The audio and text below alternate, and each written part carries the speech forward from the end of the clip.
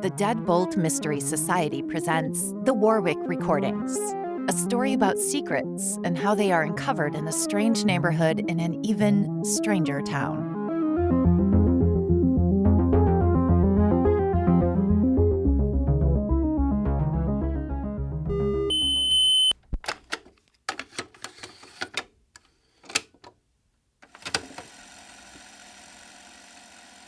This is Knox Carter, and we're getting close to the end now. We're on Warwick recording number 9. It's getting exciting, don't you think? Nothing else of note happened during the dinner party. Every now and then I notice Allie watching me from across the table. For the most part, the rest of dinner conversation was limited to politics, the weather, the recent disappearances of wayward women that were plaguing the city, and inflation. I only pretended to hear most of it. My mind was racing with thoughts of everything I had learned that night, and all the secrets I might learn later when I got to talk to Allie in a different, unguarded setting. Eventually, after stuffing myself on Virginia Barker's pot roast and cheesecake, I decided that I couldn't wait any longer. I politely excused myself for the evening and asked Allie if she was ready for that drink. She popped up out of the chair as if it were spring-loaded. I told everyone how lovely the evening had been, said it was great meeting everyone, and made my escape with Allie not far behind. We crossed Virginia's lawn and headed over to my car. Neither of us spoke until we were both in the car.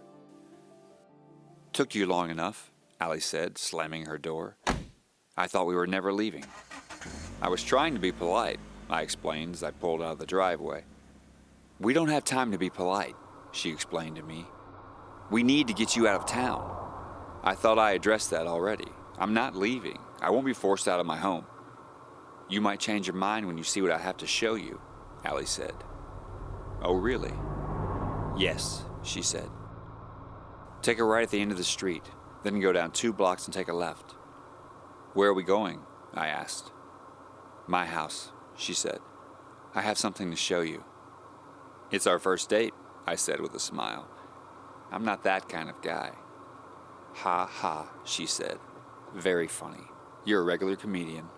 As if. As if what? "You're not my type." "What does that mean? Why? What's wrong with me?" "Oh, nothing at all. I just usually go for older men. Besides, I read the papers and watch the news. There's a psycho on the loose. Haven't you heard? Maybe you're him." "You'll be relieved to know that I haven't killed any young women today." "Well, thank God for small favors, I guess. For what it's worth, I wouldn't even call this a date. There's nothing romantic about it." "I'm glad to hear that," I said. "Your aunt has been scheming to get us together. Maybe you should tell her I'm not your type." "There's a lot of scheming going on. All of that with my aunt was just a pretense for getting you in front of the group. I feel like you aren't going to be prepared for what I'm about to show you." "The suspense writer part of me is definitely intrigued," I said. "Okay, now pull into the driveway of the house at the end with the blue shutters. That's me. Give me a couple minutes. I'll wave you in when I'm sure the coast is clear." At that point, Allie went inside. After a few minutes, she returned to the door and motioned for me to come inside the house. I exited my car and ran in without hesitation. It's strange how I never even thought to question her motives or wonder why she wanted to help me so much. Never once did I consider her a threat. Maybe it's just easy to follow a beautiful woman. That line of thinking, of course, had gotten me into trouble more times than I could count. But off I went in search of answers. Allie didn't say anything at first. She simply motioned for me to be quiet and led me down a long hallway to a sitting room, furnished with a plush blue sofa, a recliner to match, and several canvas-colored chairs that had been positioned around a mahogany card table. The room looked as if it might have been used as a game room.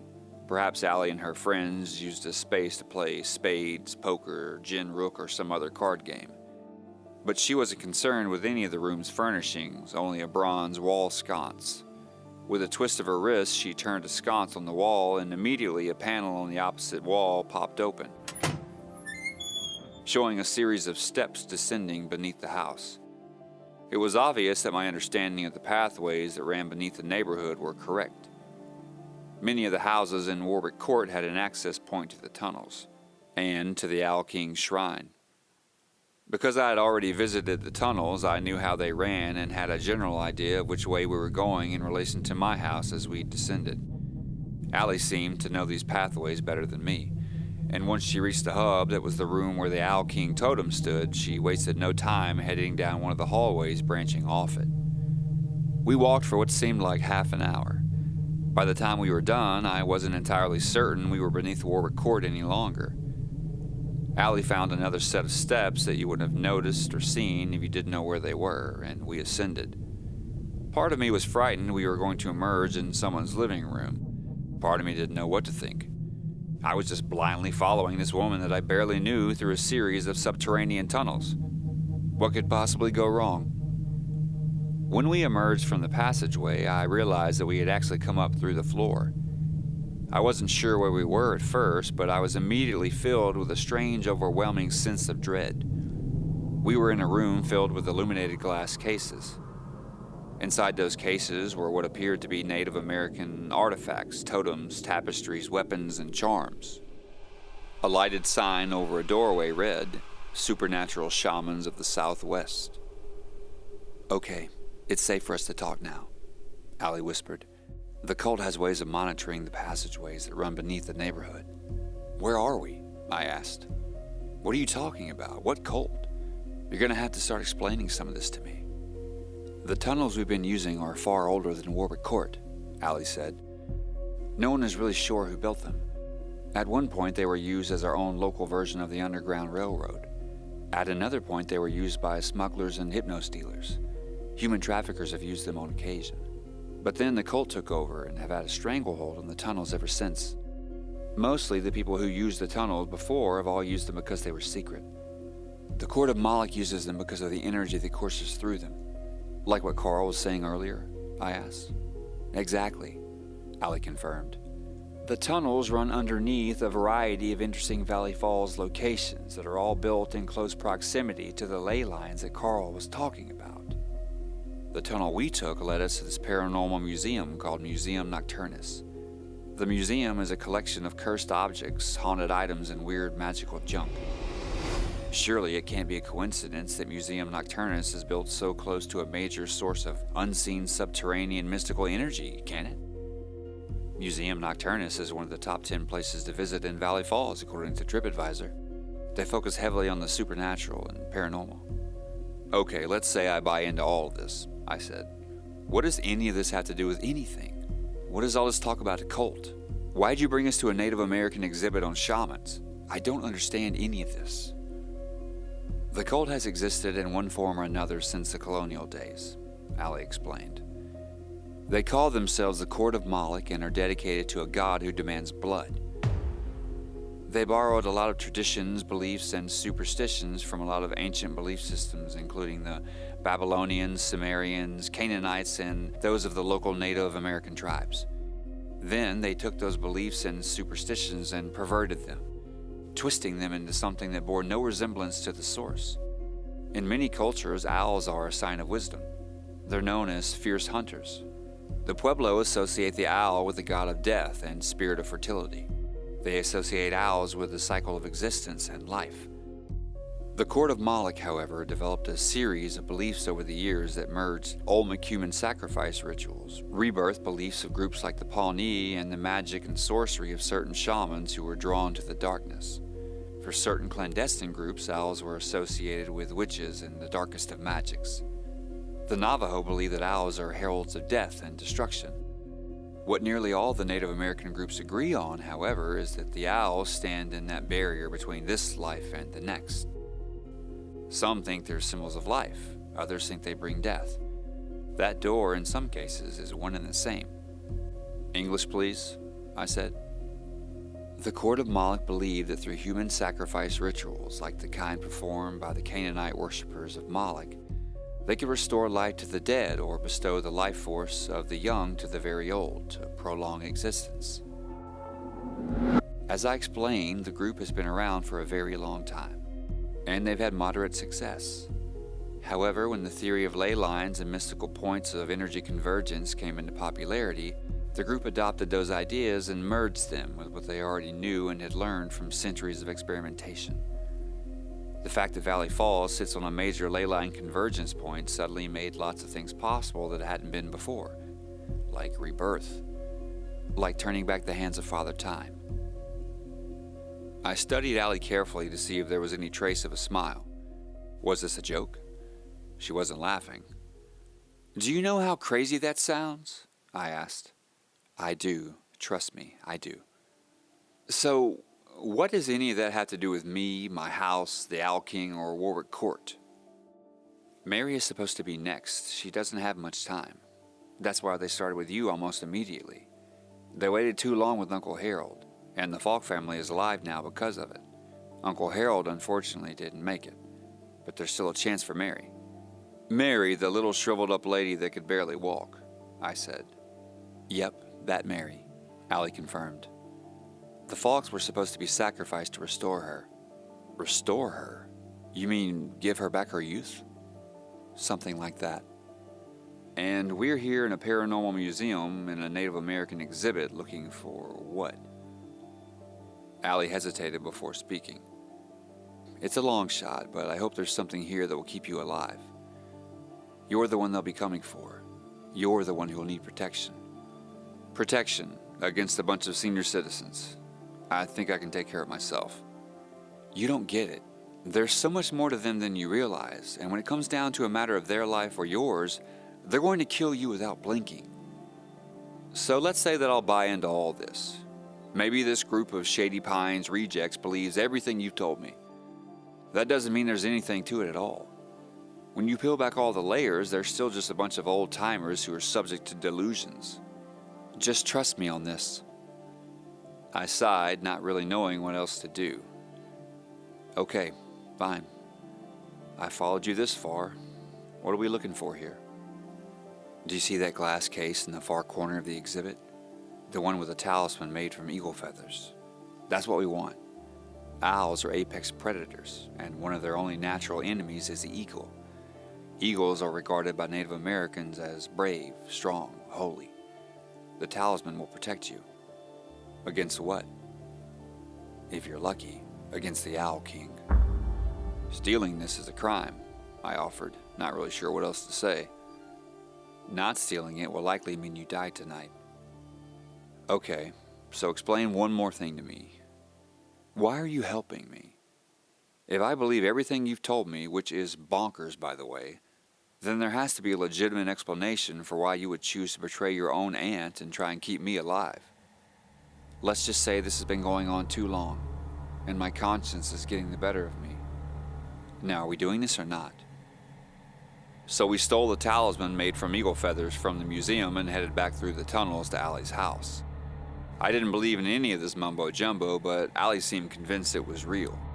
I couldn't allow myself to believe any of what I'd been told, because there was a big block of time in my life where I had given in to delusions and became convinced they were real. A reward for my belief was a one-way ticket to Saturn Hills Asylum. I couldn't allow myself to fall back into thinking that the impossible was somehow possible again. I knew where that road led, and I wasn't prepared to relive it. I thought it strange that no alarms went off when we removed the glass case from the artifact, but there was too much going on to consider any of that. At a later point, I would read a book about Museum Nocturnus by an author named Jason Brannon that would convince me that I had dodged a bullet, because the museum is apparently a very dangerous place for thieves. It's possible Allie knew a way to circumvent all of that, just as she seemed to know a way to avoid being murdered by a bunch of old-timers. I thought about Mary, shriveled up and having the countenance of a toad. It was possible she'd been young and beautiful once, but she seemed like the type that had always been 90 years old. The fact that Allie believed all of this made me question some things about her. Perhaps I should have thought all this through a little better. I'd committed a crime because she told me to, and now I was in even deeper than before. I decided I needed to go back to my own home and regroup. Allie asked me not to, since the house sat atop a major convergence of ley line energy, and that was the reason the owner of the house was always a target. But I wanted to clear my head and be in a space where I could think without interruption. I could barricade myself into my room there like I had the first night of my stay and be reasonably certain of my safety. Allie kept begging me not to return to my house. In that moment, she reminded me of my ex-wife, which wasn't a good thing. I left Allie's home and headed back to my own. The walk back to my own house wasn't a long one, but in that time, something else happened that took me by surprise. A notification popped up on my phone indicating that I had a direct message on one of my social media platforms. When I pulled up the message, I was shocked to see that it was a reply from Stone Gardner, the journalist whose name had been written in one of the rules for the game as outlined by the Fox. I opened the message excitedly, only to find a short message and a photo. The reply read, "I investigated the story about your house and had to flee town to save my own life. Look at this photo carefully. Also, there is a set of coordinates behind one of the boards in your house. Don't be afraid to dig deep, and take time to smell the roses." There wasn't time to consider the part of the message that dealt with coordinates in the field. The photo instead was what had my attention. I studied the image carefully and was amazed to see a group photo that looked more than 50 years old. Although I knew this could have been the work of an expert in Photoshop, I wasn't certain that was the case. And yet the people in the picture were all familiar to me. Some, like Carl and Virginia, looked younger than they had at the dinner party. There was another woman I thought might have been Mary in her younger years. But hers wasn't the face that stopped me in my tracks. Rather, it was the man in the center of the photo who was wearing his best seersucker suit and smiling back at the camera like the great Gatsby himself.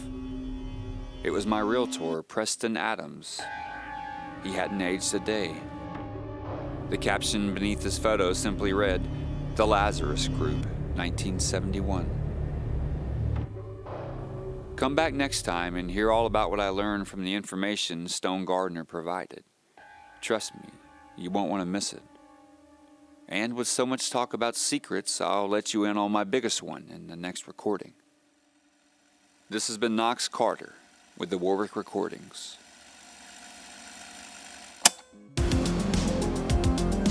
The Warwick Recordings are presented by the Deadbolt Mystery Society. Written by Jason Brannon. Edited by David Alderman. Narrated by Glenn Payne. Sound designed and mixed by Glenn Payne. Executive producers Jason Brannon and Sean Brannon. You can support us by reviewing the Warwick Recordings on the platform where you found us and by sharing this podcast with others. If you enjoyed the Warwick Recordings, we think you would also like our puzzle-solving mystery games, which are found at deadboltmysterysociety.com. Thank you for listening. Until next time.